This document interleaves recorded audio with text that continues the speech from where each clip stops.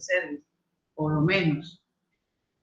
Bueno, hoy vamos a ver investigación en farmacología. Investigación en farmacología. Cuando hablamos de farmacología clínica, es cuando hablamos ya de investigación de fármacos en el ser humano, ¿sí? Cuando se le pregunta qué es farmacología clínica, es la investigación de fármacos, pero en seres humanos.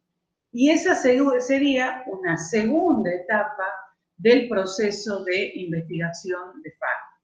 Antes vamos a ver algunos conceptos que son importantes relacionados con el tema. Primero, el número de moléculas que llegan a medicamentos. No crean ustedes que ingresa una molécula al proceso de investigación y sale ya el fármaco. No. Son muchas moléculas, mínimas 1000 moléculas que ingresan a un proceso de investigación y en el mejor de los casos, de allí se puede sacar un fármaco, se ha podido ir atravesando todas las fases que son obligatorias. Por otro lado, hay dos maneras, digamos, que el investigador plantea este proceso de investigación. Uno es cuando tiene claro en el sentido de qué es lo que quiero investigar. A ver, quiero investigar una molécula que pueda tener un futuro de llegar a ser un fármaco antihipertensivo. Estoy diciendo cualquier ejemplo. Entonces yo ya estoy dirigiendo la investigación hacia un área determinada. O puedo ver ese pool de moléculas, que ya les estoy diciendo son muchísimas, ese pool de moléculas que ingresan a un proceso de investigación, comienzo a analizar y empiezo a ver qué efectos son los que yo logro, y de acuerdo a eso es el camino que se puede seguir en la investigación de un fármaco. ¿Se entiende eso? Después, ¿cuáles son las condiciones en que se realizan los estudios de investigación? Este es un tema fundamental porque por eso es que no se puede realizar una investigación farmacológica en cualquier lado. Son laboratorios que tienen condiciones estandarizadas, perfectamente controladas y deben ser avaladas por entes internacionales para decir se está en condiciones de realizar una investigación en este ámbito. Condiciones de humedad, de presión, cómo están realizadas la estructura de las paredes, temperatura, etcétera, etcétera, etcétera. El material que se utiliza para la investigación es algo muy complejo y muy costoso. Por eso es que, lamentablemente, más del 99% de los fármacos que llegan al mercado han sido realizados por la industria farmacéutica. ¿Por qué? Porque hay laboratorios también en las universidades, pero es muy bajo el nivel, estoy hablando en general y a nivel universal, las investigaciones que se realizan en laboratorios que no sean de la industria farmacéutica. Hay algunas excepciones, como por ejemplo el Instituto Mario Negri de Milán, Italia, dirigido por el profesor Dr. Gianni Tognoni, que dirige ese laboratorio de investigación desde hace muchos años, y que eso puede estar sustentado, funciona como una fundación donde es bancada mayoritariamente por el Estado y aparte otras fundaciones que colaboran al mantenimiento de ese laboratorio, un laboratorio donde se han hecho investigaciones muy importantes, como para que piensen que no todo viene de la industria farmacéutica. También hay ciertos estados que tienen laboratorios que pertenecen al Estado y donde se puede realizar la fabricación de algunos medicamentos, sobre todo de genéricos, ¿no? Por ejemplo, India es el principal fabricante y el primero, el pionero, digamos, en la fabricación de medicamentos genéricos. Justamente ustedes saben que es un país extremadamente pobre, donde era imposible llegar incluso a tener lo que son medicamentos esenciales. Entonces, bueno, el Estado indio, realmente, esto hace ya más de 40 años, empezó a fabricar genéricos en ese país. Dentro de Latinoamérica, bueno, Brasil está fabricando algunos genéricos en este último tiempo, incluso hace y en el año 2002 fue más o menos cuando salió la ley de prescripción con nombre genérico. Estaba de ministro el doctor Ginés González García, tan vapuleado y que salió tan mal del gobierno anterior, que fue una injusticia porque fue el único ministro que se ocupó de los medicamentos. Sabía mucho en el área de medicamentos y se ocupó mucho del medicamento. Estableció una política de uso racional de medicamentos, donde nos citó a todos los profesores de farmacología, de todas las cátedras de farmacología del país, y se estableció un programa de uso racional de medicamentos donde íbamos por todo el país, no a las ciudades donde se tiene acceso a la información y a todo, no, nos mandaban a lugares totalmente inhóspitos donde realmente el médico se había ido con su título y nunca más había hecho una actualización de nada, menos en farmacología. A nosotros los de Tucumán nos mandaron al monte santiagueño, al monte chaqueño, Salta, Jujuy, La Quiaca, Tartagal. Bueno, hemos ido a lugares inhóspitos realmente, llevando la voz del uso racional de los medicamentos. Incluso a lugares donde, ¿qué podíamos utilizar?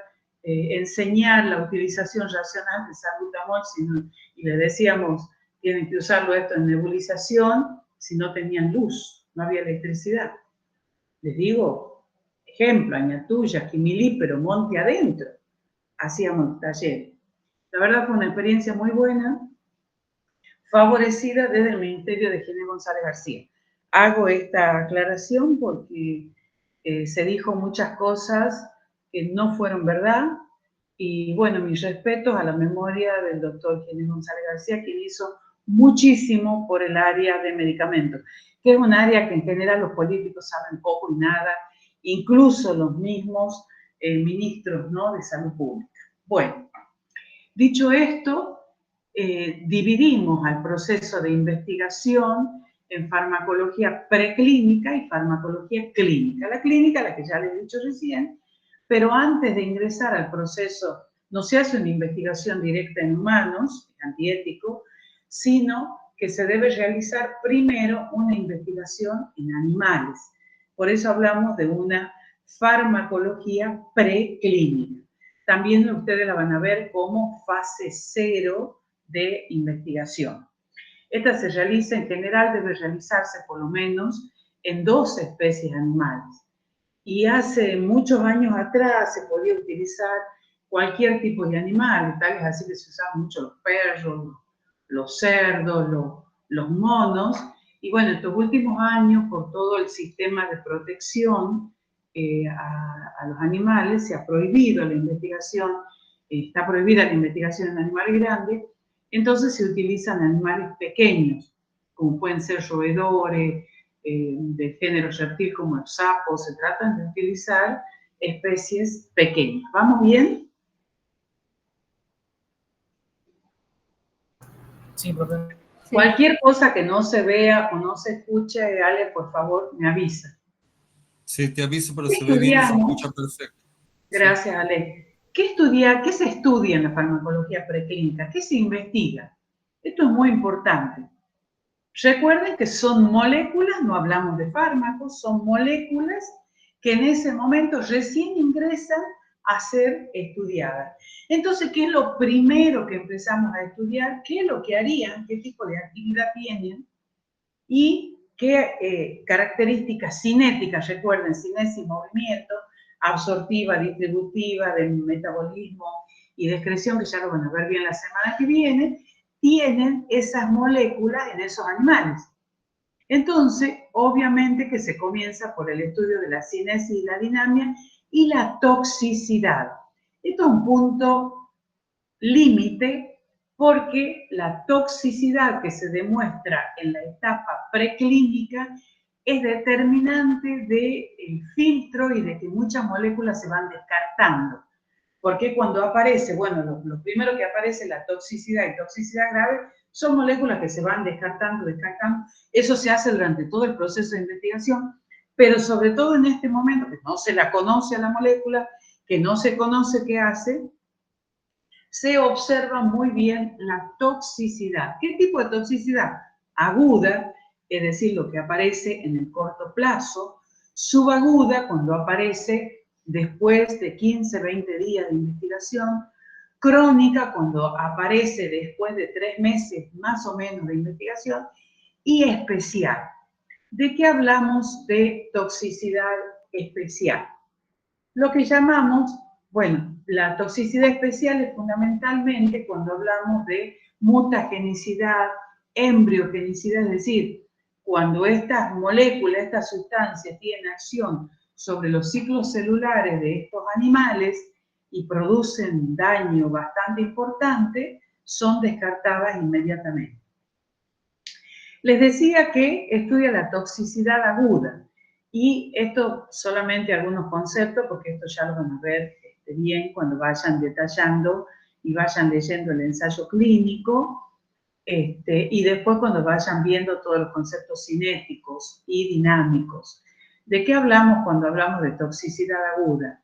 De la DL50, que se llama, que es la dosis letal 50, la DE50, o sea, la dosis efectiva 50, y el índice terapéutico o de seguridad. ¿De qué hablamos cuando hablamos de dosis letal 50? Es decir, ¿cuál es la dosis capaz de matar al 50% de los animales en los cuales se está realizando la investigación? ¿Cuál es la dosis efectiva? La dosis esa en la cual todo eso son estudios muy complejos y se van tomando datos para después ir haciendo el análisis de los datos, no van a creer que es una cosa muy simple. ¿Cuál es la dosis que ha producido un efecto beneficioso en el 50% de los animales? Y hablamos de índice terapéutico de seguridad cuando vemos cuál es la diferencia entre estas dos dosis. Esa diferencia puede ser una diferencia amplia o una diferencia pequeña. Cuando la diferencia es amplia, decimos, bueno, esta molécula o estas moléculas o estas sustancias que estamos estudiando como que tienen un margen de seguridad más importante. Mientras que cuando esa distancia es muy pequeña, es como que decimos, la dosis que ha demostrado que me va a servir para algo está muy cerca de la dosis tóxica. Entonces, son medicamentos, van a ser medicamentos en un futuro muy inseguros. Son moléculas muy inseguras. ¿Por qué? Porque con la dosis que ustedes pueden producir un efecto positivo, podemos producir también un efecto negativo. ¿Está claro ese concepto?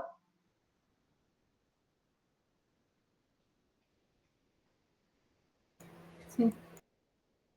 ¿Chicos? Sí, doctora. Sí, profe.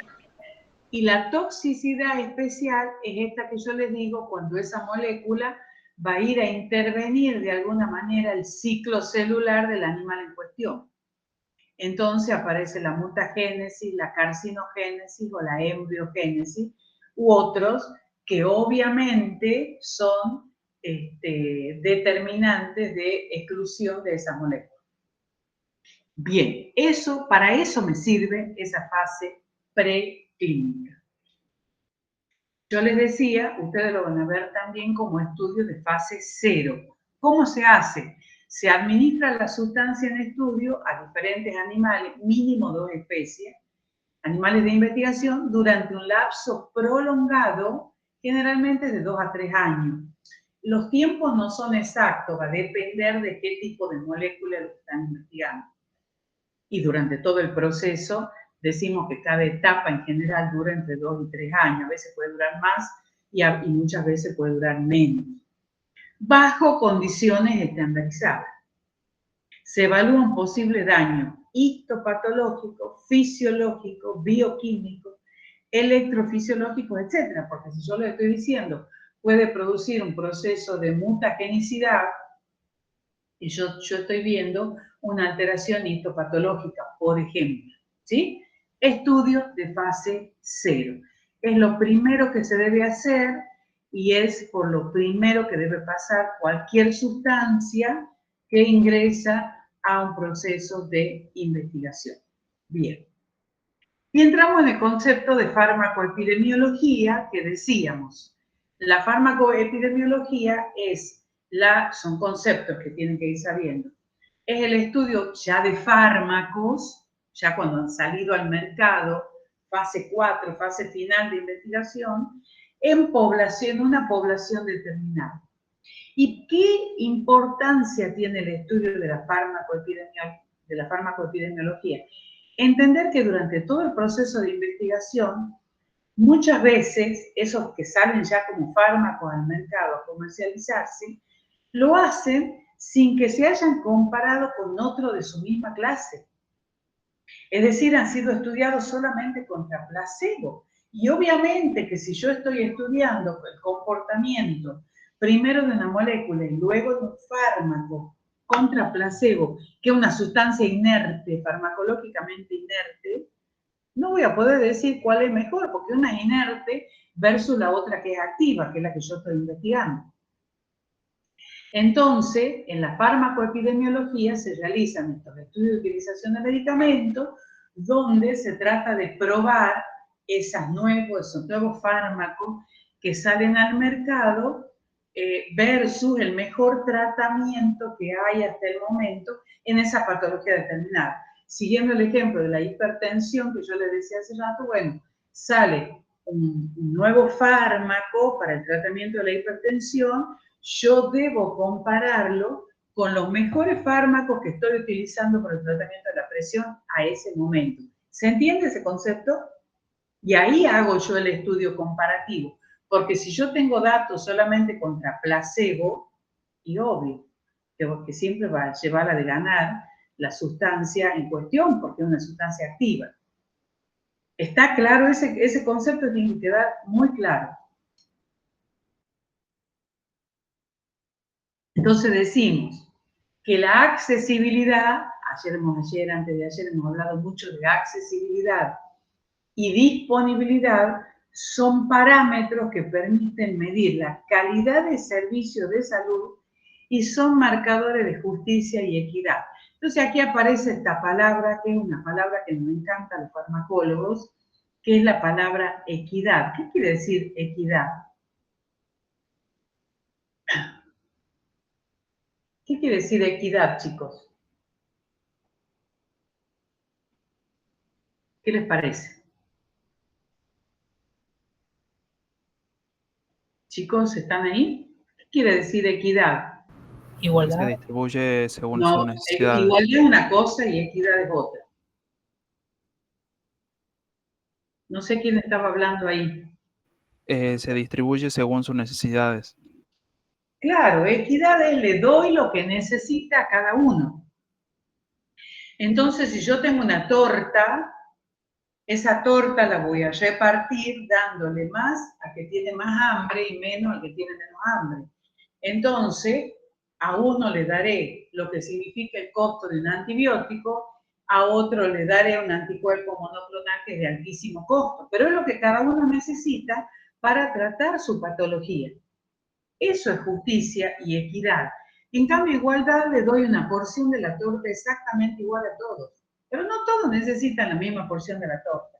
Entonces, en farmacoterapéutica, lo que nosotros tenemos es que la distribución de los recursos destinados a los medicamentos se haga con equidad.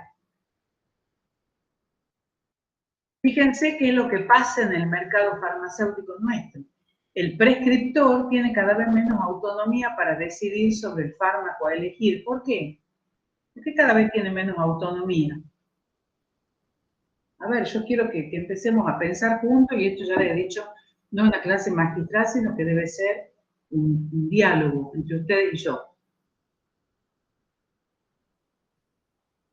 ¿Por qué cada vez tiene menos autonomía para decidir sobre el fármaco que elige y le prescribe al paciente? ¿Qué les parece? Hemos hablado de esto. Chicos. Tiene que ver con que cada paciente tiene que acceder al medicamento que pueda comprar. Y no Bien, tiene que ver con el tema de accesibilidad y con qué más. Eso está muy bien. ¿Y con qué más? Claro, con el marketing que está haciendo permanentemente la industria farmacéutica en los profesionales. Por eso les conté yo la historia de los hermanos Sackler. Está la influencia de la industria farmacéutica sobre el prescriptor, que ya no decide muchas veces lo que él ha estudiado, lo que considera que debiera prescribirle a su paciente, sino de acuerdo a lo que le están, como que le agarran la mano y escriben por él. Eso es un punto importantísimo a tener en cuenta. Y lo que ha dicho el compañero también, porque depende de un concepto de accesibilidad. Es decir, prescribo dentro de los fármacos y medicamentos que yo tengo en el lugar a donde estoy trabajando. La relación beneficio-riesgo depende del fármaco, de cómo se administra y del paciente, y del estado fisiopatológico previo del paciente. No se olviden de eso. Bueno, para contarles un poco la historia, fíjense, entre el año 75 y el año 96 se desarrollaron más o menos 1.223 moléculas nuevas. Se llevó a cabo el famoso G7 de farmacéutico, formado por estos países. Yo les he dicho, cuando vean países que son los que manejan la mayor cantidad de los fármacos, miren el norte. De estas 1.223 le llamaron nuevas moléculas, solamente el 10% eran innovaciones terapéuticas. Todo lo demás era más de lo mismo. El 21% eran mejoras terapéuticas, pero eran de la misma familia. El 14% era una nueva familia química, pero no una innovación terapéutica. Pero fíjense lo que es grave. Más de la mitad de estas 1.223 nuevas moléculas no eran ni nueva familia ni innovación. O sea, en vez de ser una innovación terapéutica, yo le llamo, es una renovación terapéutica. Es más de lo mismo. Es muy poca la innovación terapéutica que hay en el mercado farmacéutico en los últimos años. Yo diría que en los últimos 20 años la real innovación terapéutica que ha habido ha sido la salida al mercado de los llamados medicamentos biológicos, ¿no? Que sí están modificando y han modificado el curso de muchas enfermedades, como por ejemplo la artritis reumatoidea, ¿no? Aparece este concepto, que es el concepto de medicalización de la vida, que justamente está favorecido por toda la promoción de medicamentos a través de los medios de difusión, donde nos hacen comprar el concepto de que los medicamentos todo lo pueden y resuelven. Y como el paciente, que sería el usuario, quiere algo rápido, que lo tome fácil, que sea barato y que lo cure para siempre. Entonces, si yo soy una ama de casa, que estoy cansada, fatigada, desgastada y enferma, y veo que dicen, pero usted tome el 102, 101, no sé cuánto plus, y se va a volver joven, bonita, va a rejuvenecer, va a tener dinero, se le van a ir los problemas económicos, y bueno, me voy a comprar 10 pastillas, no una. Esa es la educación.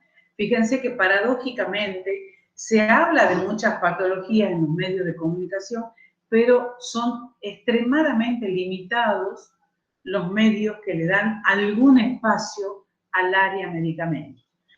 En un tiempo nos dieron 5 minutos un día a la semana a la cátedra de farmacología en uno de los canales de aire de Tucumán. Creo que hemos durado 3 meses. Y la poderosa industria farmacéutica logró sacarnos. Así yo les cuento un ejemplo pequeñito. De esto hay miles. ¿Y a qué lleva todo esto? Todo esto que está relacionado con la automedicación, está relacionado con el aumento de los efectos adversos en los medicamentos.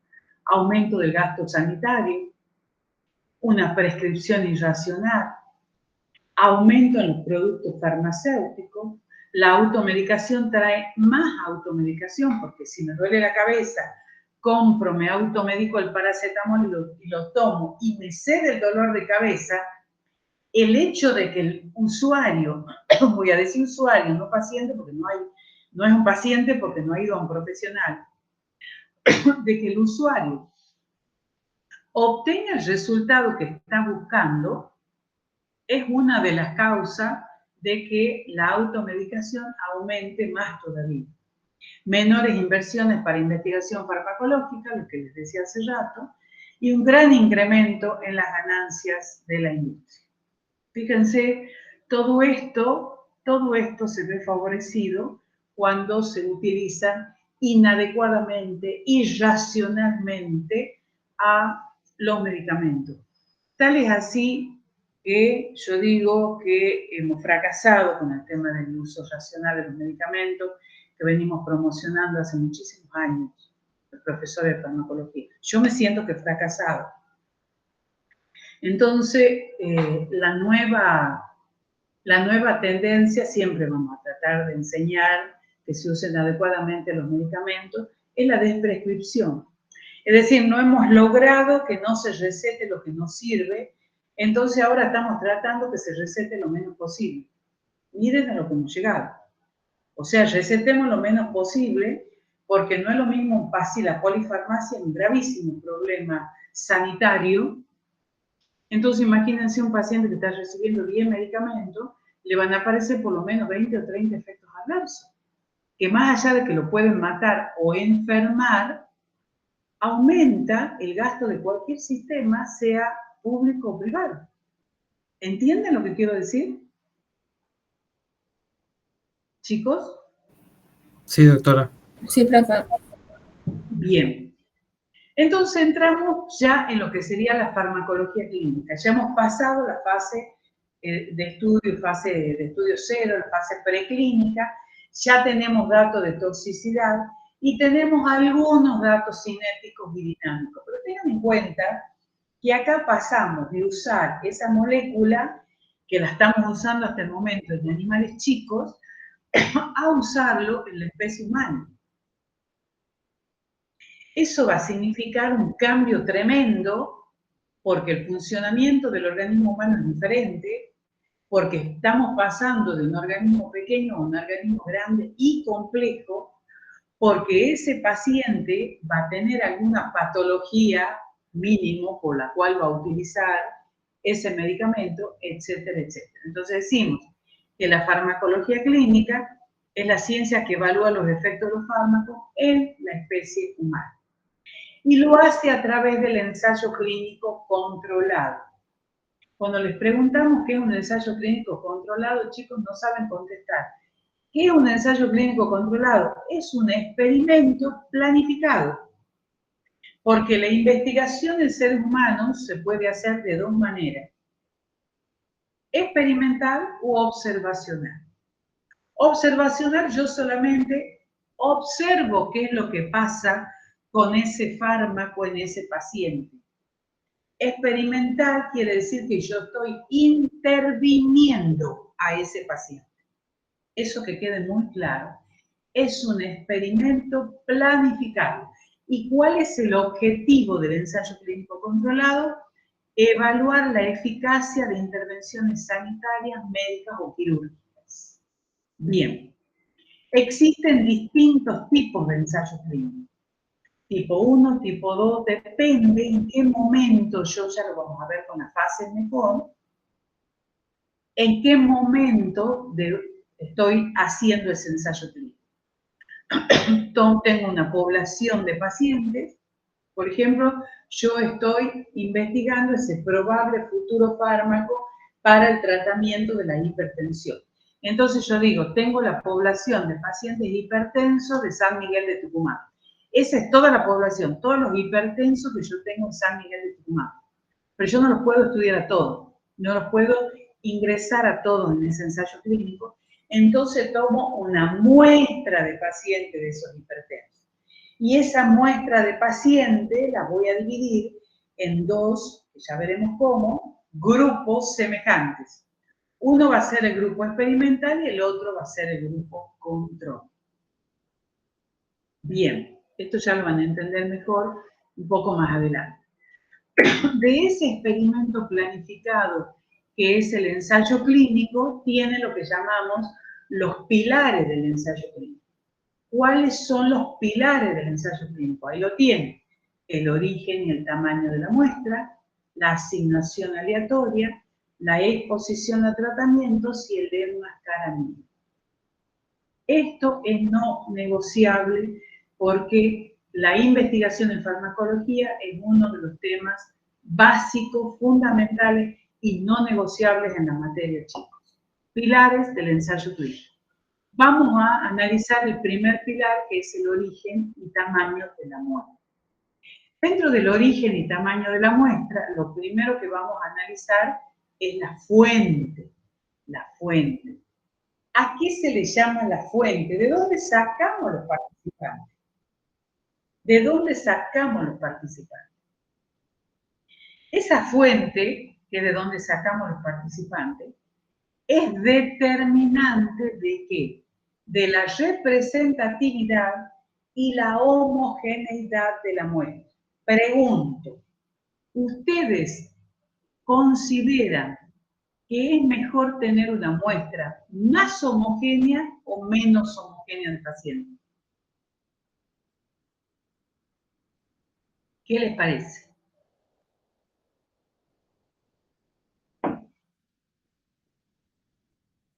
Las muestras pueden ser muy homogéneas o poco homogéneas. ¿Qué es lo que nos interesa si nosotros queremos que sea más homogénea o menos homogénea? A ver, digan lo que piensen.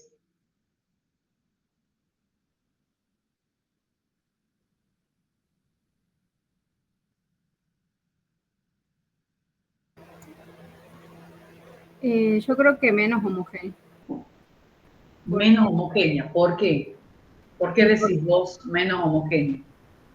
A ver, de por sí la muestra se la puede, o sea, la muestra la podemos elegir de acuerdo a, no sé, alguna patología o alguna, no sé cómo explicar, alguna variable, ¿no? Pero de por sí estaría bueno de que sea más variada la muestra también al mismo tiempo para ver si afecta en cuanto a la edad o, no sé si me explico, la verdad, pero es más representativo, creo yo, no sé. A ver, yo te voy a poner les voy a poner un ejemplo. Vos estás investigando un posible futuro medicamento para el tratamiento de la artritis reumatoidea, digo cualquier cosa. Sí. Donde el dolor es uno de los signos, síntomas muy importante porque afecta la calidad de vida del paciente. Esos pacientes que yo voy a ingresar al ensayo clínico, puedo obtenerlos de distintos lugares. Claro. Si yo soy un médico de atención primaria, en CAPS, donde yo esté trabajando, ustedes incluso siendo estudiantes ya van a ir a un CAPS, llegan todo tipo de pacientes. Claro, sí. Y el paciente no va a llegar y va a decir, doctora, tengo artritis reumatoidea, va a decir, me duele la rodilla, me duele el codo, me duele el hombro. Entonces nosotros lo agrupamos y decimos, bueno, son pacientes con dolores reumáticos, por ponerle un nombre. Pero cada paciente va a tener su propia característica.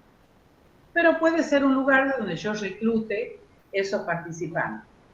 Por otro lado, me puedo ir a un instituto de reumatología y decirle al doctor Machado, jefe de ustedes, si puede participar con algunos pacientes suyos. Si el centro es de reumatología, ya esos pacientes que acuden a ese centro son pacientes que tienen, si no un diagnóstico definitivo, se acercan más a un diagnóstico reumatológico, ¿no es cierto? Sí. Tendrá artritis, esclerodermia, qué sé yo, tendrá algún tipo de, este tipo de patología reumática. Entonces, yo les he dicho, el dolor en estos pacientes es uno de los síntomas más importantes. Entonces yo puedo obtener de los dos lados los pacientes. Y yo estoy estudiando ese fármaco destinado a estos pacientes para que mejore la calidad de vida de los pacientes, les disminuya el dolor. Si la muestra es más homogénea, ¿cuál de las dos muestras sería más homogénea? ¿La que viene del centro reumatológico o la que viene de atención primaria? La del centro. Claro, porque es como más específico, tiene el diagnóstico más específico y demás. Entonces, si yo le doy analgésicos, supongamos que lo que estoy investigando yo, a estos pacientes voy a poder ver mejor la diferencia que hay del medicamento entre dos pacientes. Ah, es verdad. Porque puedo tener dos pacientes con artritis reumatoidea de la misma edad, del mismo sexo, pero que en uno sea, el dolor se manifiesta de una manera y en el otro de otro, le doy el mismo, este medicamento futuro, no es medicamento todavía, ya está en tercera fase, entonces lo puedo llamar fármaco. Le doy este fármaco a estos pacientes y puedo ver como las diferencias más pequeñas notorias. En cambio, el otro grupo, yo digo, son dolores reumáticos, capaz que ni es una artrosis ni una artritis. Capaz que se ha caído, se ha golpeado la rodilla, un traumatismo que le va a durar un tiempo y realmente yo no voy a poder ver ciertas características que sí voy a poder ver en la otra muestra. Entonces, ya vuelvo a esta diapositiva, fíjense, cuando la muestra es más homogénea, es más fácil detectar la diferencia entre el fármaco que le doy a uno y le doy al otro. Porque yo les he dicho que contra placebo no me sirve hacer esa investigación. Entonces, si yo le estoy dando este fármaco que todavía está en investigación versus el mejor tratamiento que yo tengo en el momento, voy a poder analizar si es mejor, si es peor, si tiene más efectos adversos, menos efectos adversos, porque las diferencias entre los diferentes pacientes es más pequeña, es más sutil. ¿Se entiende lo que digo? Sí, sí. Ese es el concepto que tiene que quedar. Fíjense, la fuente de los participantes puede determinar lo que se llama la validez externa del ensayo clínico. Porque si yo tengo, yo tengo 100 pacientes, 20 los he sacado de TCAPS, otros 20 me he ido y los he sacado de un consultorio externo, un sanatorio, otros 20 los he sacado de un centro de reumatología, va a ser muy heterogénea la muestra. Entonces, la real validez de ese ensayo que yo estoy haciendo para determinar, yo quiero ver cuál va a ser el mejor fármaco para el tratamiento del dolor de estos pacientes, va a ser mayor o menor dependiendo de la muestra. Si es más homogénea, la validez del ensayo clínico va a ser superior. ¿Se entiende? Por eso tenemos que traer, entonces por eso decimos, seleccionamos la muestra. Entonces, no es lo mismo que yo diga también, bueno, en la muestra van a entrar pacientes de 2 años a 90 años. Van a entrar pacientes de 20 a 30 años. Yo voy ajustando la muestra, entonces van a ser más detallados los resultados que voy a obtener. ¿Se entiende? Sí, sí. Dependiendo de qué es lo que yo estoy investigando. Todo depende de cuáles son los objetivos de mi investigación. Bien, muchas gracias. Claro, eso con respecto a la fuente. Después también en el primer pilar se analizan los criterios de inclusión y de exclusión. Básicamente, inclusión es cuáles son los pacientes o participantes que van a ingresar, qué características debe tener ese participante para poder ingresar al proceso de investigación. Entonces yo digo que sean de sexo masculino, que tengan entre 20 y 30 años, que sean de la población de San Miguel de Tucumán, estoy inventando. Cuando más restrictivo pueden, ahí aparece esa palabra, pueden ser más o menos restrictivos dependiendo de los objetivos del ensayo clínico. Y ahí está el ejemplo que yo les daba. Acá yo tengo una muestra muy homogénea y acá yo tengo una muestra no homogénea. Entonces, depende el objetivo donde yo voy a poder detectar mejor las diferencias. Por ejemplo, estoy estudiando los AINES en pacientes reumáticos, con dolores reumáticos. También están los criterios de exclusión. También les pregunto en el examen y nunca me saben contestar. Obviamente los criterios de exclusión es cuáles son los participantes o pacientes que no pueden participar de un ensayo. No puede participar una embarazada, no puede participar un anciano, no puede participar un niño, no puede participar un paciente que tenga insuficiencia renal si esa sustancia se va a eliminar por riñón. No puede participar un paciente que tenga insuficiencia hepática si esa sustancia se va a metabolizar en el hígado. ¿Y para qué sirven esos criterios de exclusión? Para proteger a posibles participantes que pueden ser grupos de riesgo elevado o que tienen contraindicaciones, que son los ejemplos que yo les estoy diciendo. O sea, con los criterios de exclusión estoy protegiendo a esos pacientes. ¿Cuál es la paradoja? No ingresamos embarazadas en ensayo clínico porque potencialmente no sabemos si va a ser riesgoso o no, pero le terminamos dando fármacos a la embarazada donde no los hemos probado. Terminamos dando fármacos en una edad pediátrica, que es una edad donde no hemos estudiado ese fármaco. ¿Se entiende lo que digo? El bajar la dosis no es suficiente criterio para decir, esta dosis es para pediatría, esta dosis es para un adulto. ¿Se entiende lo que les estoy diciendo? Yo no ingreso un anciano en un ensayo clínico, pero estoy medicando a un anciano. ¿Qué es lo que querías preguntar? No, le decía que sí se entendía. Ah, bien. Entonces, bueno, esas son las paradojas éticas, ¿no? Actualmente se ingresan, por ejemplo, hay ensayos clínicos en pediatría, ¿no? Sí hay ensayos clínicos en pediatría, pero en condiciones determinadas.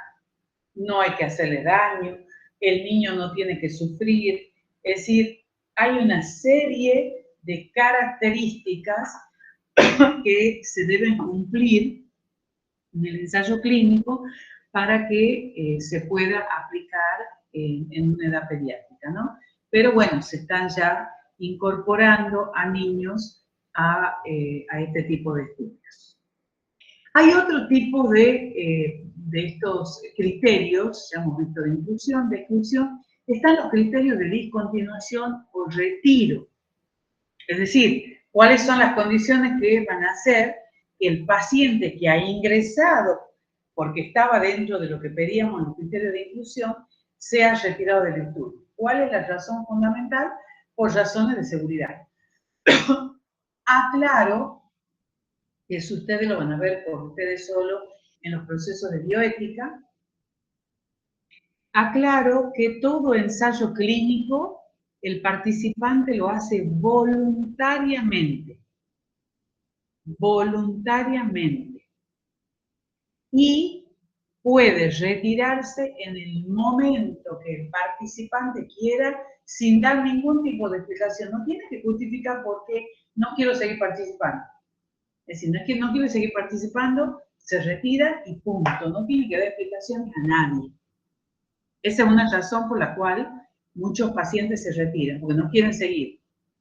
Y otra es por razones de seguridad.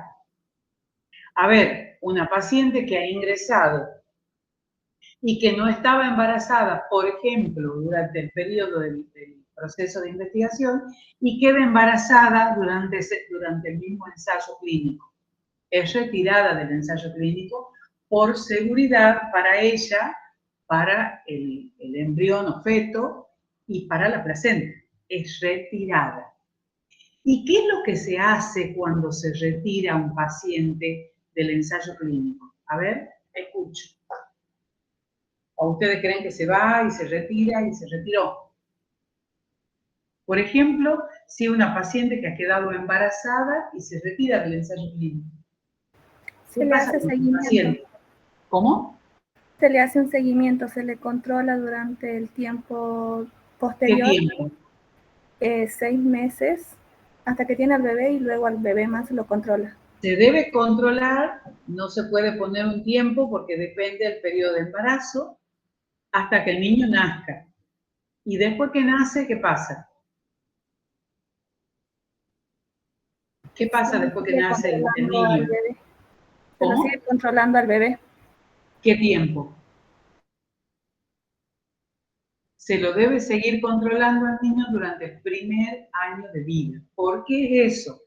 Porque el bebé cuando nace tiene todos sus sistemas inmaduros y no sabemos si puede haber sido afectado o no. Entonces, ustedes saben que después que el niño cumple el año, recién empieza a presentar, sobre todo sistemas enzimáticos, que son los metabólicos, ya en un cierto grado de madurez, que todavía no lo alcanza al año, pero bueno, es el periodo que el investigador tiene la obligación de seguirlo controlando, ¿no? Pero ustedes ven que estos criterios de discontinuación o retiro son para protección de los pacientes. Segundo pilar, eso ha quedado claro, el primer pilar del ensayo clínico. Segundo pilar, asignación aleatoria. La asignación aleatoria es lo que diferencia el ensayo clínico, sí. Una consulta. ¿Y a Sí. una persona que se retira del ensayo clínico se lo sigue controlando un tiempo después? Por supuesto, que se ha ido voluntariamente, decís vos, sí. Sí, así es. Sí. ¿Por Se lo cuánto sigue tiempo? controlando porque se puede haber afectado alguna función, alguna célula, algo. Se lo llama periódicamente, se le hace estudio de laboratorio o imágenes o lo que haga falta, depende de qué es lo que se esté investigando, ¿sí? A todo lo que se retire. Bien, muchas gracias. Eso es ética de investigación. Eso está dentro de la ética de investigación. Bien. Segundo pilar, la asignación aleatoria. Les decía que esto es lo que diferencia el ensayo clínico de los estudios de cohorte, que son estudios de tipo observacional. ¿Por qué? Porque la asignación aleatoria asegura que esos grupos, cuando yo digo tengo la muestra ya, y lo divido en dos grupos semejantes. Semejantes. ¿Para qué? Para que los resultados realmente sean los que yo estoy buscando. Tienen que ser iguales los grupos. Pregunto, ¿cómo creen ustedes? Por ejemplo, tienen una población de 5.000 pacientes y tienen que dividir en dos grupos de 2.500. ¿Cómo lo dividirían? ¿Qué sería una asignación aleatoria para ustedes?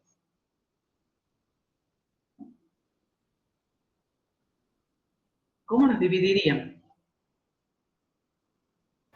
¿Podría ser por sorteo? Por sorteo. Bueno, sí, antes se hacía eso y se utilizaban muchos términos, porque estamos en el año 2025. Imagínate que hagas sorteo de 5.000 pacientes. Aparte son estudios multicéntricos. ¿Qué quiere decir multicéntrico? De muchos centros. No solamente de la localidad donde vos estás, sino cuanto más centros ingreses vos en un ensayo clínico, mayor credibilidad va a tener. Ya lo van a ver cuando vean, aprendan a leer un ensayo mañana. Un ensayo clínico serio de investigación incorpora centros del mismo país donde vos estás, de otros países. Vos podés tener, está participando un centro de la Universidad Autónoma de Barcelona, está participando un centro de la UNAM de México, qué sé yo. Cuanto más centros participen, mayor credibilidad va a tener ese ensayo, ¿sí? No, existen software, chicos, donde ustedes han cargado todos los datos de los pacientes y con apretar un botón sale la división perfectamente hecha. ¿Sí? Estamos en el año 2025 y sale perfectamente la asignación aleatoria. En esa, luego tenemos la asignación a diferentes tratamientos, porque yo les he dicho, bueno, tienen que recibir la sustancia que ustedes están estudiando, ya están en fase 3 en un fármaco, y hacen la comparación con el mejor tratamiento recibido hasta el momento. Supongamos que ustedes tengan, es el ejemplo que yo les doy que me parece muy claro, pacientes con patología isquémica. Entonces, ustedes han dividido, el criterio de división ha sido, los pacientes que están en el grupo A van a recibir tratamiento médico. Cuando digo tratamiento médico, es farmacológico. Los que están en el grupo B van a recibir tratamiento quirúrgico. Ustedes saben que hay pacientes con patología isquémica que ya tienen que ir a un cateterismo o una angioplastia, ¿no es cierto? Perfecto. Ingresan estos dos grupos de pacientes, cada uno va a recibir el tratamiento al cual ha sido asignado. Pero durante este periodo de investigación, un paciente que estaba asignado en el grupo A para recibir un tratamiento farmacológico se agrava e inmediatamente tiene que ingresar a cirugía que le realicen una angioplastia, porque ustedes no van a jugar con la vida del paciente. El paciente debe recibir el tratamiento que requiere. Entonces, ese paciente que estaba en el grupo de tratamiento farmacológico, de pronto lo han pasado a recibir un tratamiento quirúrgico. Eso es lo que se llama el entrecruzado no intencionado. Es decir, el paciente que se seleccionó para un grupo recibe el tratamiento que corresponde al otro grupo. Eso es un entrecruzado no intencionado. La pregunta sería, porque después ustedes van anotando todos los datos que van obteniendo en esos pacientes, y después se hace lo que se llama el análisis de los datos. Cuando se hace el análisis de los datos, ustedes tienen que ponerlo en el grupo que pertenece el paciente determinado. En este caso que ha habido un entrecruzado no intencionado, lo pueden analizar, sea en el grupo donde estaba originalmente, que ahí queríamos ver la efectividad, que deben haber hablado ya la diferencia ayer entre eficacia y efectividad, o de acuerdo al tratamiento que han recibido, que en este caso del ejemplo han recibido un tratamiento quirúrgico, es decir, la eficacia. ¿Está claro esto? Eso es lo que se llama entrecruzado no intencionado y está dentro de la asignación a diferentes tratamientos. Pasa lo mismo con los fármacos. Puede ser que los dos grupos vayan a requerir tratamiento farmacológico, pero con diferentes tipos de fármacos. Pero puede ser que el paciente que está en el grupo A no responde al tratamiento con el fármaco que ustedes le están dando. Y de acuerdo a los resultados que tienen, sí pueden obtener resultados en pasándolo al grupo B. Lo pueden analizar como si se siguiera estando en el grupo A o como en el grupo donde ha recibido el tratamiento. Eso es un entrecruzado no intencionado. ¿Está claro, chicos? Y luego aparece el cuarto pilar, que es el enmascaramiento. El enmascaramiento es cuando ni el paciente, ni el investigador, ni quien le está aplicando el tratamiento pueden llegar a saber o no saber qué es lo que están recibiendo. Existen lo que se llaman los ensayos abiertos y los ensayos cerrados. Los abiertos es cuando todos los que participan del estudio saben qué tipo de tratamiento está recibiendo el paciente. Eso es un ensayo abierto. Y cerrado puede ser simple ciego, doble ciego, triple ciego. Doble ciego es cuando ni el paciente que está recibiendo el tratamiento, ni el investigador, que es el que le asigna el tratamiento, saben qué tratamiento está recibiendo. Ahora existe un concepto que es importante.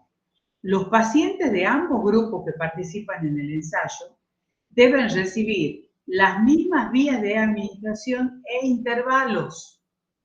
Porque si yo a uno le estoy dando un comprimido que lo tiene que tomar cada 8 horas y en el otro grupo lo está tomando cada 24 horas, puede saber qué es lo que está tomando. Y la idea es que ninguno sepa qué es lo que está recibiendo. ¿Por qué? Para ser totalmente objetivo en el análisis de los datos, para que no haya sesgo en la investigación. Obviamente, aquí está lo que yo les decía hace rato.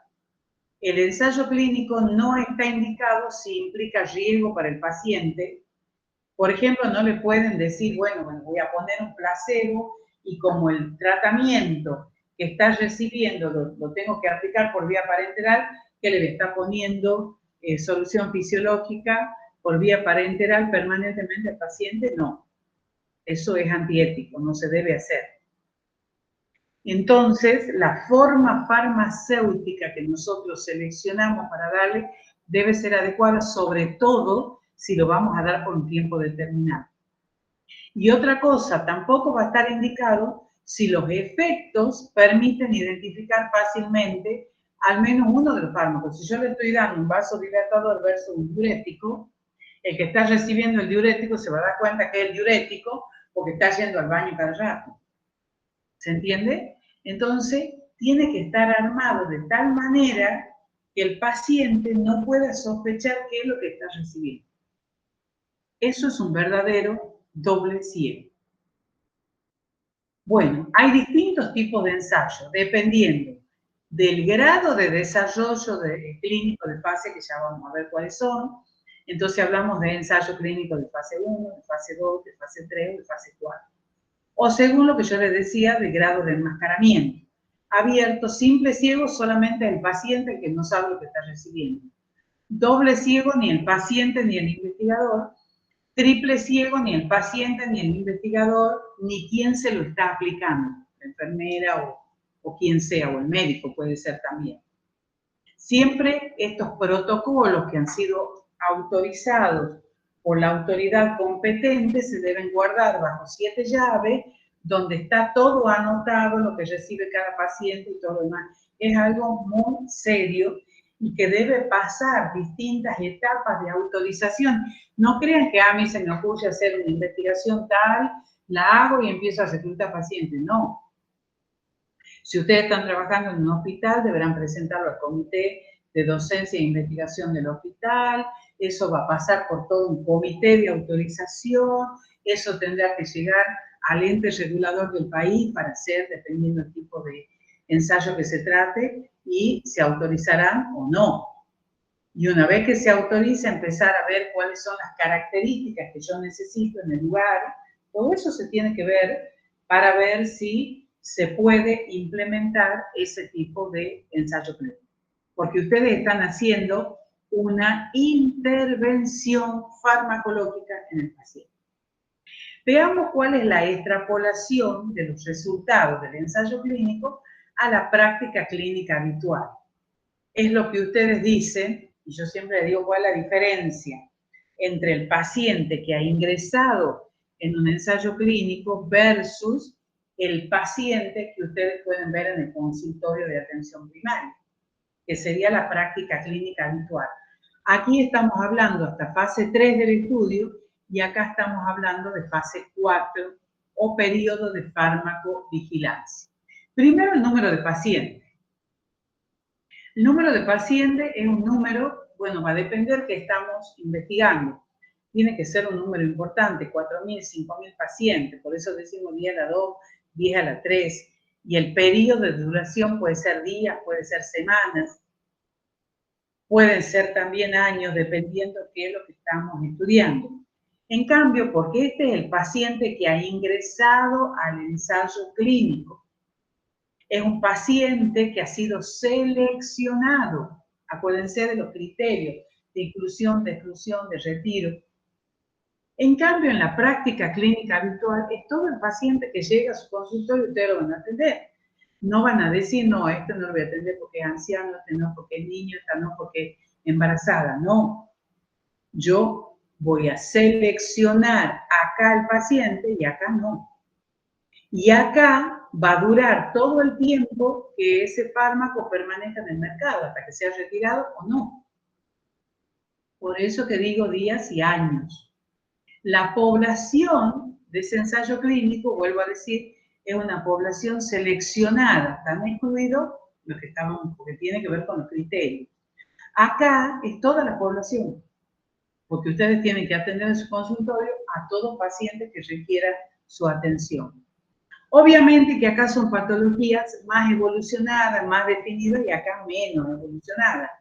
Porque acá nosotros decimos, bueno, si yo estoy investigando un futuro antihipertensivo, voy a querer que ese paciente, eso que es criterio de inclusión, solamente tenga como patología la hipertensión arterial.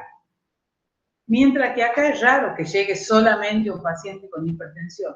Va a tener dislipidemia porque tiene colesterol alto, y a lo mejor es diabético, o a lo mejor ya tiene un dolor reumático, es decir, tiene un montón de comorbilidades que van a determinar la utilización del fármaco o no.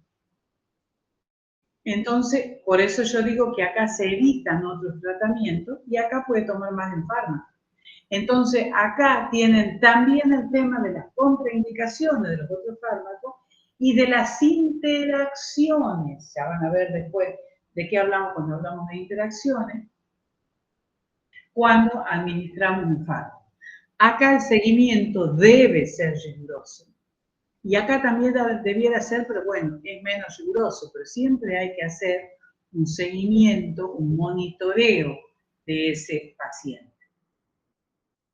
La efectividad en la práctica real se determina a través de esto que les voy a seguir repitiendo, el estudio de utilización de medicamentos a través de la farmacoepidemiología. Bueno, estas son las fases de investigación. Comenzamos con la fase 0, que es la que se hace en animales. Luego, ya cuando determinamos que se puede aplicar a un ser humano, entramos en las distintas fases que le vamos a poner nombre. Fase 1, fase 2, fase 3 y fase 4. Cuando llegó a fase 4, sale al mercado, es lo que se llama el periodo de farmacovigilancia, como lo pongo en una forma farmacéutica y de fármaco paso a medicamento y ya estoy en fase 4, periodo de farmacovigilancia, a donde yo tengo una ficha amarilla para hacer el seguimiento si existe algún tipo de evento adverso que yo pueda observar o nueva indicación médica que pueda aparecer, que no ha aparecido durante estas 4 fases de estudio en el hombre. ¿Cómo hago? ¿Cuál es la metodología que utilizo en esta 4ª fase? Lo que se llaman los estudios observacionales de casos y controles y de cohorte. Aquí es donde es importantísimo el seguimiento de las reacciones adversas medicamentosas. ¿Por qué? Porque mientras yo hago el ensayo clínico, van a aparecer reacciones adversas, pero solamente las que vayan a aparecer en este periodo. Mientras que acá, que va a ser cuando el fármaco todo el tiempo que esté en el mercado, yo voy a tener más tiempo y la población va a ser mayor para que yo observe qué tipo de problemas relacionados con esos medicamentos hay. ¿Vamos bien hasta acá? ¿Preguntas hasta acá?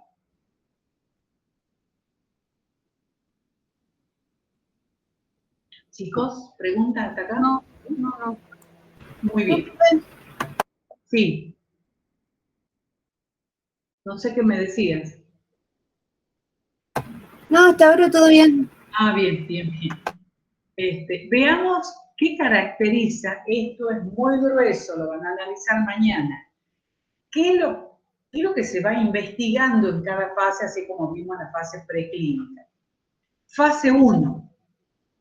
En la fase 1, en general, son voluntarios sanos, también pueden ser enfermos, pero en general son voluntarios sanos, en un grupo pequeño de 30, 40, 60, hasta 100. Es un ensayo de tipo abierto, o sea, el paciente, el investigador, todos saben lo que está recibiendo. La duración varía, por eso yo le digo, decimos 1, 2, 3 años, dependiendo qué es lo que se está investigando. Hay algunas moléculas, acá hablamos de moléculas, no existe el fármaco. Recién hemos traído las moléculas desde la fase preclínica. Y son pocos los sujetos donde yo estoy realmente haciendo esa intervención. ¿Y qué es lo primero? Tengo que seguir haciendo el estudio de la seguridad, o sea, de todos los efectos adversos que puedan aparecer. Recuerden que recién lo pasamos de un animal a un ser humano. Y la seguridad se la va a seguir estudiando todo el periodo que dure el ensayo clínico e incluso después a través de esos estudios observacionales cuando ya está en el mercado ese medicamento. Seguridad y todas las características cinéticas y dinámicas que van apareciendo, que ya verán en su momento cuáles son. La acción, el mecanismo de acción, el modo de acción, por dónde se absorbe, por dónde se elimina, cómo se distribuye. Todas esas características se comienzan a estudiar en esta fase 1. Y se comienza a investigar cuál es la dosis que se aplica en esos pacientes. Cuando ya hemos investigado todo esto, decimos, bueno, están aptos para pasar a fase 2. Pero en fase 2 yo necesito ya pacientes, es decir, pacientes que van a tener la patología para la cual yo estoy investigando ese fármaco. Entonces, cuanto más sean, siempre va a ser mejor. Entonces ya 30, 100 son poco, entonces digo, necesito 200, 300, 400, 500 pacientes, porque ya no son voluntarios sanos, son enfermos. Ya el tipo de ensayo, ya la muestra la tengo que aleatorizar y es un ensayo a doble ciego. Ya no es abierto, es decir, tanto el investigador como el paciente no saben lo que están recibiendo, pero se hace contra placebo. Acá empiezan a aplicarse los criterios de inclusión y exclusión estrictos. Periodo de duración de 1 a 3 años. ¿Y para qué me sirve? ¿Qué se estudia? Comienzo a estudiar la eficacia terapéutica. Ya empiezo a hablar de terapéutica. ¿Para qué me sirve? ¿Para qué me sirve? ¿Qué efectos estoy observando yo con esta molécula que le estoy administrando al paciente? ¿Para qué me va a servir? ¿Cómo va a actuar? ¿Qué mecanismo de acción tiene? ¿Qué acciones estoy viendo? Voy a seguir investigando el proceso de seguridad, como yo les decía, y todas las características cinéticas que ustedes tienen que conocer, lo que yo les decía recién, que tienen que ver con la absorción, la distribución, bueno, todas las características cinéticas. Es una fase muy importante que a veces se la divide en una fase temprana, una fase tardía, bueno, como ustedes lo quieran decir, lo mismo. Dura 2 a 3 años y hay muchos estudios que quedan trabados en esta fase, llaman estudio de fase 2. Y no pueden avanzar. ¿Por qué? Fíjense, hay muchas moléculas que han demostrado efectos muy positivos en algunas enfermedades que no tienen cura, pero hay alguna parte de la molécula que produce efectos adversos tremendamente graves y que se siguen estudiando porque no se puede separar a veces esa parte de la molécula. Y quedan estudios trabados ahí.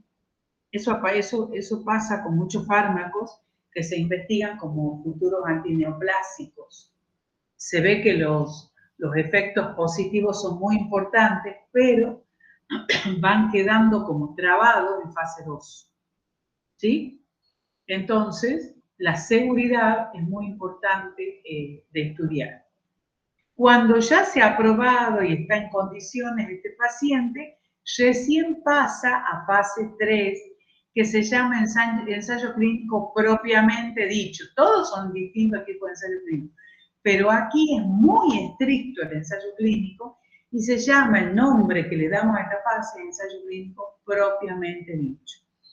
¿Qué es? Bueno, acá ustedes ven, como yo les decía hace rato, ya intervienen muchos pacientes, más de 1000. 1000, 2000, 3000. Si la patología es más prevalente, tendrán que ser un mayor número de pacientes en relación con las que no son prevalentes. ¿Sí? ¿Qué se estudia? ¿Para qué me sirve esa fase? Para confirmar la eficacia que yo ya he empezado estudiándola acá. Y acá hablamos ya de eficacia terapéutica, es decir, ¿qué grado de beneficio obtengo yo cuando administro? Aquí empiezo a hablar de fármaco. Acá le pongo el nombre de fármaco. ¿Qué grado de beneficio obtengo yo con la administración de ese fármaco en ese paciente? Para lo cual, bueno, acá hago la metodología de la que hablábamos hace rato. Aleatorizado, doble ciego, control con placebo o con otro fármaco que sería un fármaco de referencia. El mejor tratamiento que existe hasta el momento, por ejemplo, la hipertensión arterial. ¿Sí? Criterios de exclusión, menos estrictos, pero que se deben seguir. En la fase A, los dividimos en fase A y fase B, que es como más estricta esta fase que esta otra. Hay autores que hablan directamente de fase 3, es lo mismo, no hace al concepto. Es muy importante el concepto de la dosis, que ya les voy a contar cómo se hace.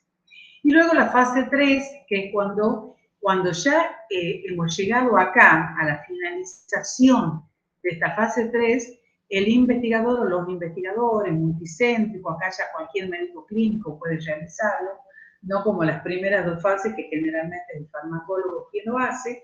Acá ya es como que se prepara una ficha con todos los resultados de ese ensayo y se presenta al ente regulador del país a donde se está investigando.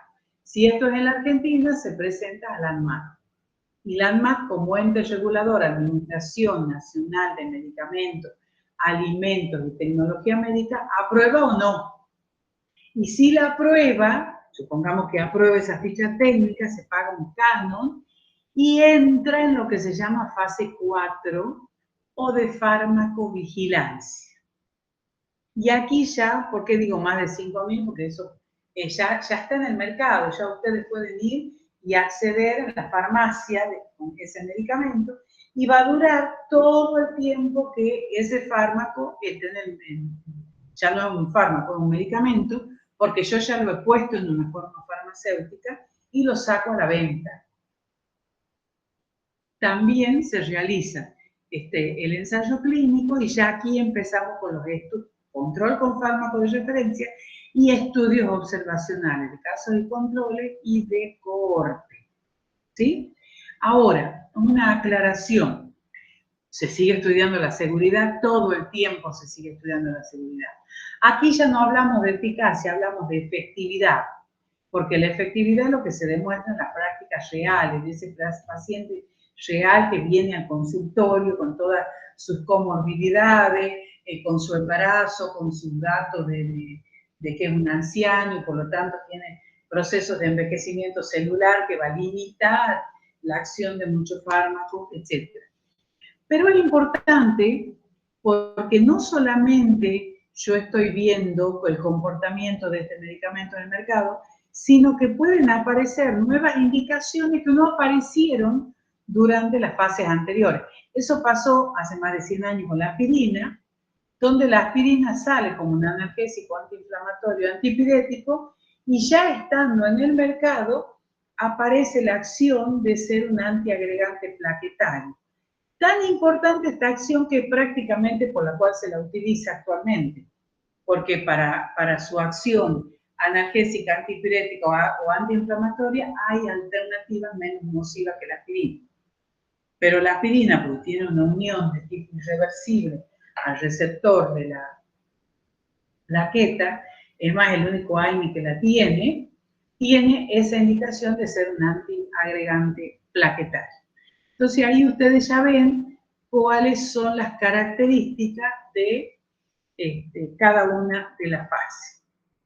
Y vamos a detalles importantes de cada una de esas fases. Lo que yo le llamo las características. Lo otro es lo que se estudia en cada una de esas fases. En la fase 1, recuerden que esa molécula que había pasado a la fase preclínica se utiliza en una dosis muy baja, porque yo estoy utilizando en un animal de muy bajo peso. Entonces no tengo referencia para utilizar una dosis en la fase 1 en seres humanos. Entonces hay distintas maneras de ver qué dosis le voy a dar. Puedo dar una dosis única e irla aumentando gradualmente en una forma. Y la otra forma es que doy dosis múltiples en el mismo momento hasta cubrir lo que sería el posible rango terapéutico.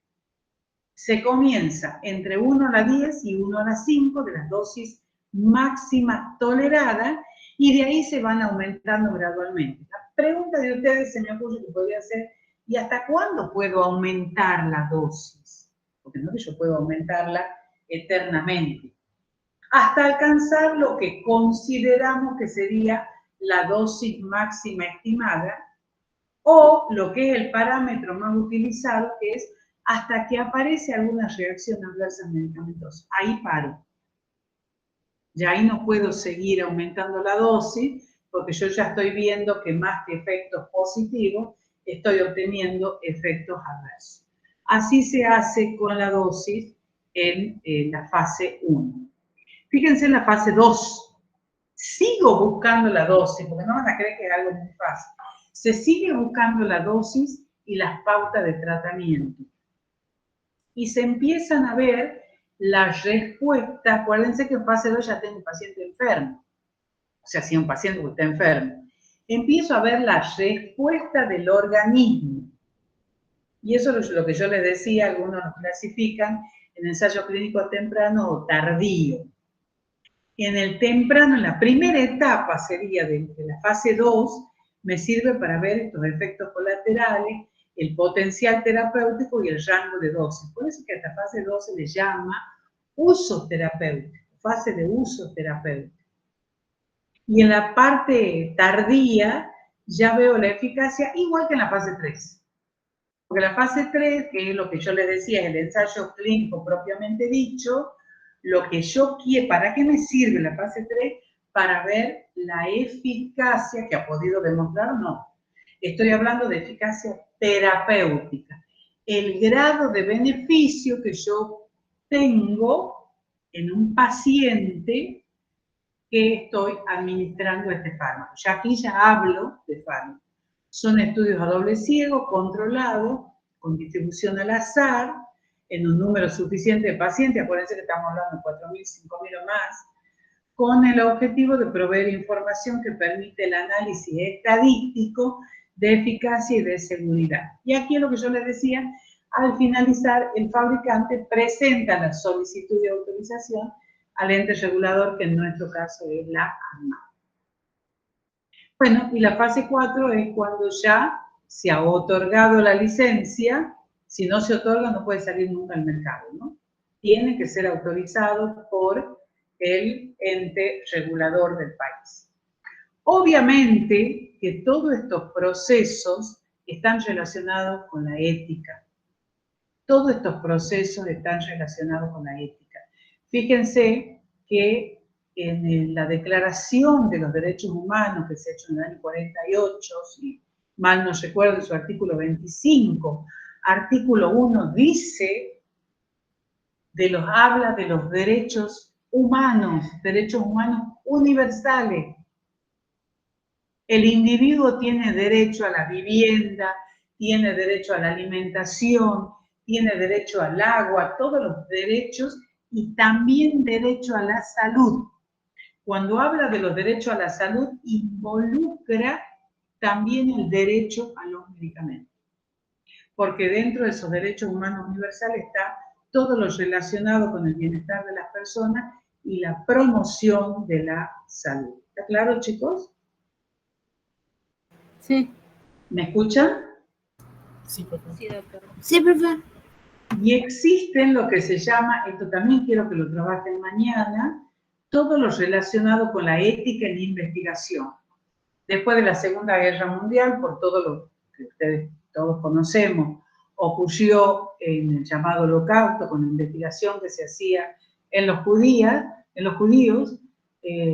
marca la etapa de la investigación biomédica, el llamado Código de Nuremberg. Ese código de 10 puntos que habla sobre la ética de investigación de futuros nuevas sustancias que puedan utilizarse en el ser humano, ¿no? La declaración no es del año 48, sino del año 45. El código de Nuremberg. Y luego empiezan a aparecer a partir de allí una serie de documentos y de declaraciones, siempre con el objetivo de proteger al paciente, participante de cualquier tipo de investigación.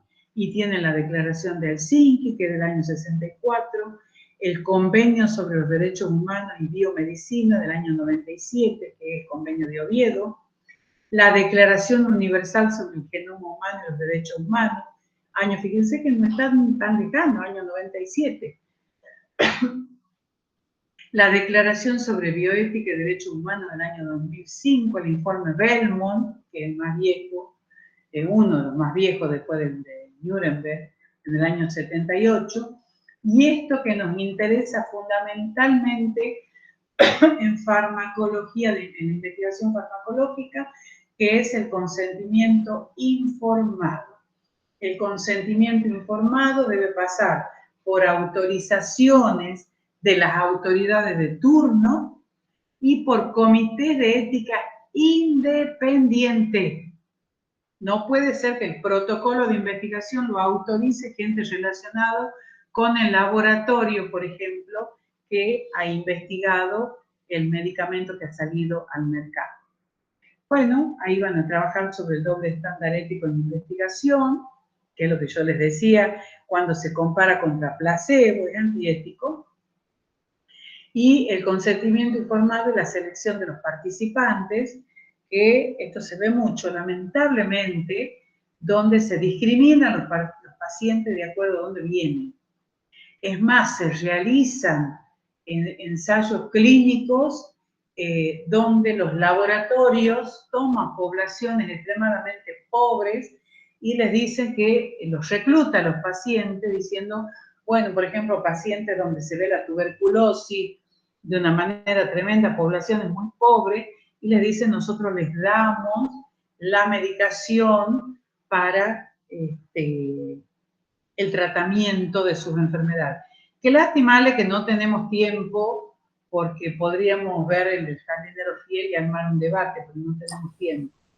Sí, eso estaba pensando mientras dabas la clase, pero sí, es como acortado el tiempo en este Es cursado que yo también. había pensado si hubiéramos tenido el día viernes, porque es la única semana que no teníamos taller, pero no tienen tiempo. Bueno, véanlo ustedes por su lado, vean la película que todavía está en Netflix, que se llama El jardinero fiel. Aparte que es una película vieja. Es una hermosa película, es un caso totalmente real, para que ustedes vean cómo se maneja todo esto del mercado de medicamentos y vean el tema de la investigación farmacológica. Es lo que más, digamos, se pone en tela de juicio en esa película. Véanla, se llama El jardinero fiel. Es hermosa la película. El proceso desde que un medicamento se sintetiza hasta que se comercializa debería durar aproximadamente 10 años y cuesta alrededor de 100 millones de dólares. 100 millones de dólares. Yo pregunto, ¿en qué situaciones reales vemos que dura 10 años? Hay situaciones que son reales y que son autorizadas desde la ética, donde puede salir un producto. Abran las cámaras, chicos, así nos vemos, porque la verdad que me siento hablando en el desierto, ¿no? Abran la cámara un poco.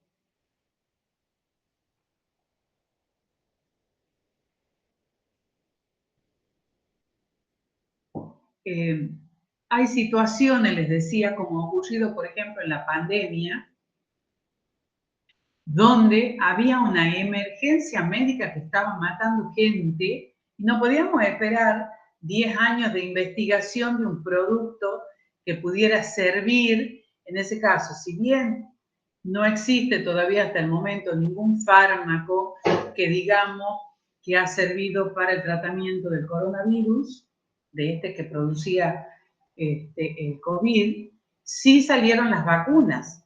Y ustedes habrán visto que el periodo de investigación desde que comenzaba hasta que salieron era menor a un año.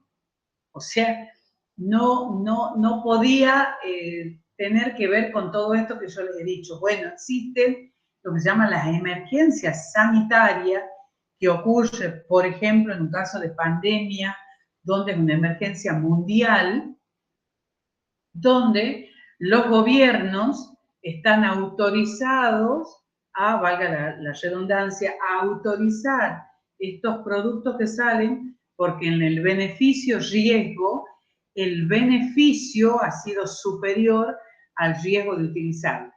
¿Que las vacunas han producido y producen muchos efectos adversos? Sí. ¿Que las vacunas para el COVID han demostrado producir, algunas más que otras, efectos adversos, algunos de ellos graves? Sí. Pero que las vacunas han salvado miles de millones de personas, sí. Entonces, el beneficio ha sido siempre mayor al riesgo de utilizarlo. ¿Está claro? Bien, escucho preguntas, escucho ofertas. Ya me cansé de hablar. Ahora hablen ustedes. O vos, Ale, como quieran.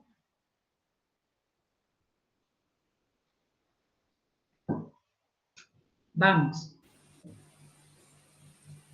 Tienen que aprovechar para preguntar ahí todo lo que... Para ser médicos hay que preguntarse siempre lo que estamos usando. Siempre, siempre. Hay que ser observadores, hay que ser investigadores. Esto no es una ciencia exacta. Yo puedo estudiar y decir esto va a producir tal cosa y le administro a un paciente y la respuesta es totalmente diferente. ¿Y por qué? Porque estoy aplicándola a un organismo vivo. Y porque depende del estado fisiopatológico previo del paciente, la respuesta que yo puedo tener. ¿Se entiende, chicos? Entonces siempre tengan en cuenta eso, que todos los efectos, tanto positivos como negativos, que yo voy a obtener cuando administro un fármaco, va a depender de las características del fármaco, obvio. Obvio que va a depender de las características del fármaco, pero también va a depender de las características del paciente. ¿Está claro eso? ¿Sí? Bueno, no hay preguntas, no hay dudas. Bueno, la idea es que mañana aprendan tiempos tan acotados que teníamos, por eso es que les decimos, lean, estudien, porque si no van a estar perdidos y realmente va a ser un tiempo perdido para ustedes y para nosotros, ¿no? Mañana la idea es que aprendan a leer y a analizar y dar el valor que tiene un ensayo clínico desde el título. Analizar las características de un ensayo clínico. Una duda, ¿cómo tenía que hacer una elección de un ensayo clínico? ¿Cómo nos puede orientar para elegirlo? Ahí Ale les va a contestar. Esto de la fuente de información, tienen que, con respecto a todo lo que han escuchado, ¿sí? Lo que han estado escuchando, tienen que, para que sea un ensayo clínico, no me sale la palabra, no importa que no esté aprobado, justamente claro. La idea es que analicen para que ustedes vean la calidad del ensayo. Claro, si yo para que sea de calidad.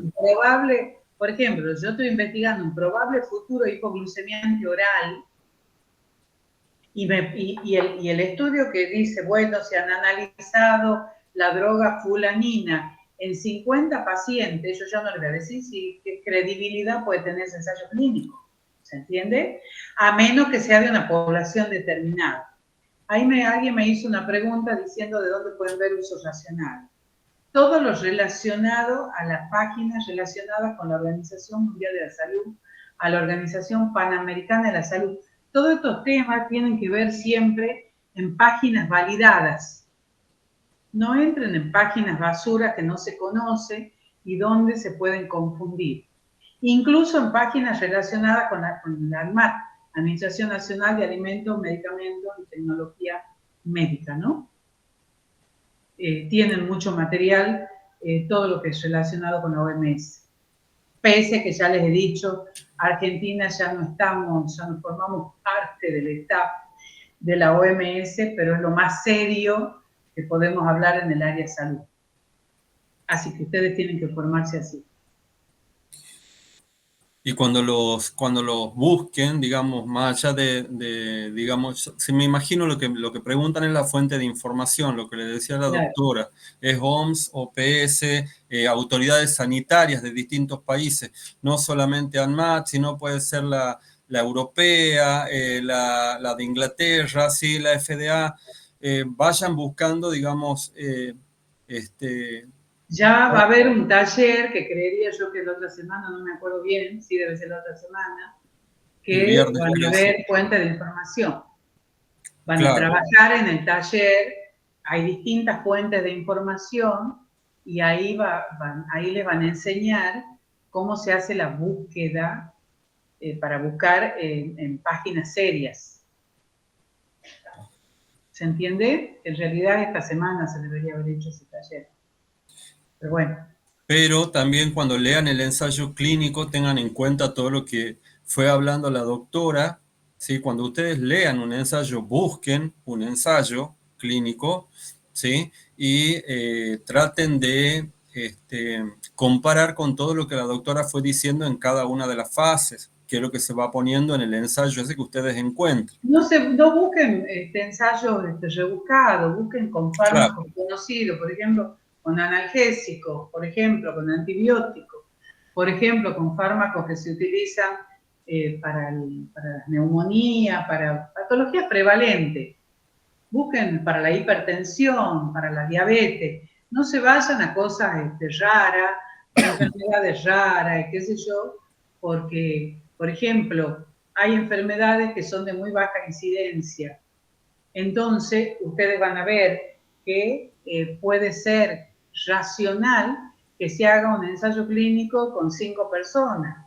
Porque si son enfermedades raras, incluso hay tipos de estudios que se llaman a propósito de un caso y analizan un caso. Pero bueno, no es el caso que deberían ustedes ver para que no se compliquen.